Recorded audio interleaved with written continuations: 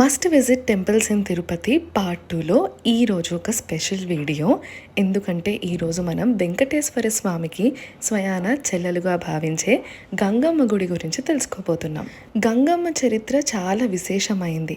తిరుపతి ప్రజలందరికీ గంగమ్మ అంటే చాలా ఇష్టం. గంగమ్మ జాతర 8 రోజులు చాలా అంగరంగ వైభవంగా జరుగుతుంది. పూర్వం తిరుపతిని పాలెగాళ్ళు పాలించేవాళ్ళు. యవ్వనవతి అయిన స్త్రీని వేధించి అనుభవించేవాళ్ళు. వాళ్ళకి బుద్ధి చెప్పడానికి అవతరించి గంగమ్మ. పాలెగాళ్ళని పట్టుకోవడానికి రోజుకో వేషం వేస్తూ తిరుపతి వీధుల్లో తిరిగేవారు గంగమ్మ.